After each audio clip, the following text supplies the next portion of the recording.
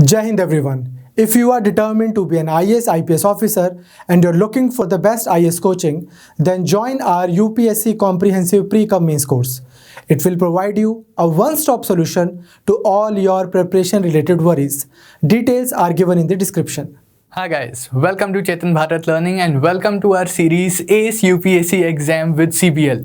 इस सीरीज़ में हम क्या करते हैं कि हर सैटरडे आपको एक टेस्ट देते हैं। गूगल फॉर्म के फॉर्मेट में एक टेस्ट होता है जिसमें डिफरेंट सब्जेक्ट्स के क्वेश्चंस होते हैं। And over the period of next week different teachers आके वही टेस्ट आप लोगों के साथ डिस्कस करते हैं। तो इसमें history, polity, economy, geography and environment, science, current affairs, in subject से डील करते हुए क्वेश्चंस होते हैं। आइडिया ये है कि इन क्वेश्चंस के थ्रू, इन छोटे छोटे यूट्यूब पे लिए जाने वाले टेस्ट के थ्रू हम आपकी MCQ प्रैक्टिस करवा सकें, क्योंकि ये MCQ प्रैक्टिस ही है जो आपको एग्जाम में अच्छा परफॉर्म करने में हेल्प करेगी।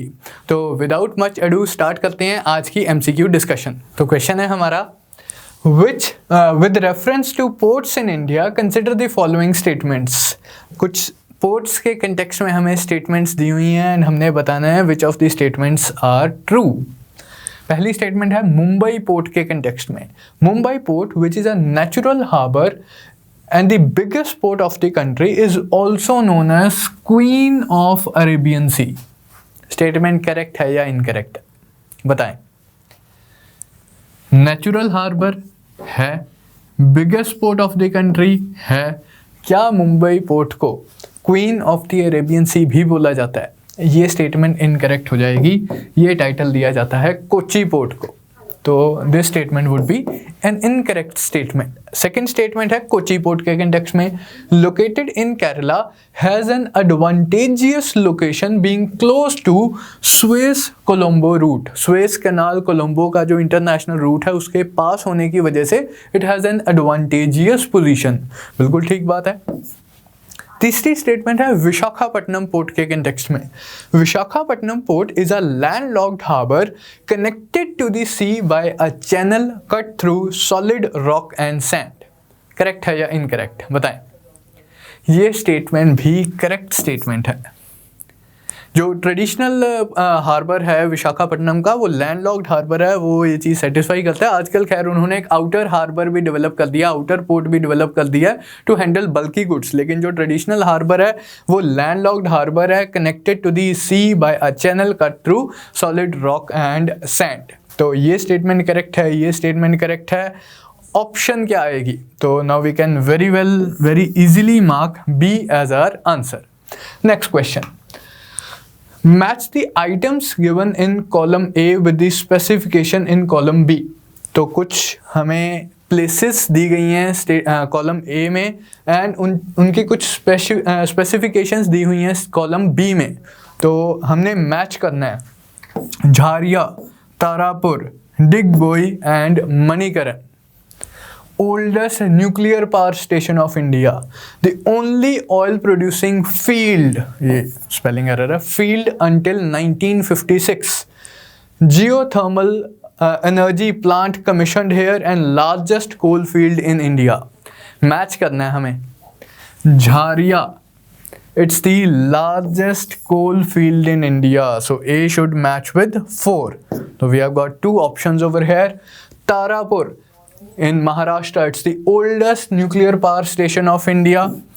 Digboi, Assam में, it was the only oil producing field until 1956। First oil field भी थी and only oil field until 1956।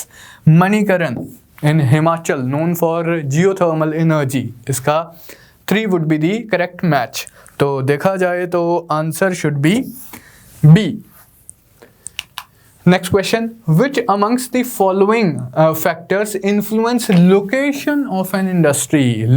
Location of an industry important topic है, आपके GS1 के सिलेबस में UPSC ने स्पेसिफिकली मेंशन किया हुआ है। उस कंटेक्स्ट में क्वेश्चन है, क्वेश्चन तो जेनेरिक सा ही है कि इनमें से कौन से factors location of the industry को इन्फ्लुएंस करते हैं? Raw material, industrial policy, historical factors, power, transport, climate, labour. Options भी देखें, मोस्टली सारे पॉइंट्स ऑप्शंस में हैं ही हैं। क्या आप एक्सक्लूड कर सकते हो कि यार ये वाला फैक्टर नहीं हो सकता as far as location of industry is concern या localisation of industry is concern? Raw material, अगर वेट लूजिंग रॉ मटेरियल हैं तो रॉ मटेरियल के पास इंडस्ट्री बनाएंगे हम, वेट लूजिंग रॉ मटेरियल है तो। पेरिशिंग अगर गुड्स हैं या लेट्स से के नॉन वेट लूजिंग गुड्स हैं तो मार्केट के पास हम इंडस्ट्री लगाएंगे। Industrial policy, government policy decisions बिल्कुल इन्फ्लुएंस करते हैं। हिस्टोरिकल फैक्टर्स, जो पुराने टाइम के इंडस्ट्रियल सेंटर्स हैं वो वहाँ इंडस्ट्रीज़ पुराने टाइम से चली आ रही हैं। एक इनर्शिया होता है, power, availability of power, aluminium industry power intensive industry है, जहाँ power easily at cheap rates available होगी वहाँ हम लगाएंगे। ट्रांसपोर्ट फैसिलिटीज़ ऑब्वियस है। क्लाइमेट, जैसे कॉटन मिल्स को थोड़ा सा ह्यूमिड क्लाइमेट चाहिए तो क्लाइमेट इन्फ्लुएंस करता है। Availability of labour, definitely kind of industries अगर तो लेबर इंटेंसिव है तो अनस्किल्ड लेबर की अवेलेबिलिटी। अगर स्किल्ड इंडस्ट्रीज़ हैं तो वहाँ पर आपको क्या स्किल्ड टेक्नीशियंस अवेलेबल हैं या नहीं हैं। तो ये सारी चीज़ें चारों ये सातों के सातों फैक्टर्स ही इन्फ्लुएंस करते हैं लोकेशन ऑफ एन इंडस्ट्री को। So option D would be the right answer. Next, consider the following statements and हमने बताना है कि इन दो स्टेटमेंट्स में से करेक्ट स्टेटमेंट्स कौन सी हैं। फर्स्ट स्टेटमेंट है India has world's 17.5% population which lives on world's 2.4% of land. India की पॉपुलेशन कितनी है, कितनी परसेंटेज ऑफ वर्ल्ड्स पॉपुलेशन है, एंड इंडिया का टोटल एरिया कितना है, टोटल लैंड एरिया का कितना परसेंटेज कॉन्स्टिट्यूट करता है। तो फर्स्ट स्टेटमेंट हमारी लार्जली करेक्ट स्टेटमेंट है। दूसरी statement, Uttar Pradesh has highest share of India's land whereas Rajasthan has highest population among Indian states. ये स्टेटमेंट करेक्ट है या इनकरेक्ट? इनकरेक्ट हो जाएगी, उल्टा दिए हुए हैं। उत्तर प्रदेश हाईएस्ट पॉपुलेशन है उत्तर प्रदेश की among Indian states and Rajasthan is the largest state as like in respect of area. अगर हम लैंड एरिया की बात करें राजस्थान इज़ लार्जेस्ट, पॉपुलेशन की बात करें उत्तर प्रदेश इज़ लार्जेस्ट। तो यहाँ पर उल्टा दिया हुआ है, ये स्टेटमेंट इनकरेक्ट हो जाएगी। हमने करेक्ट स्टेटमेंट बतानी थी तो option A would be the right answer. Next question,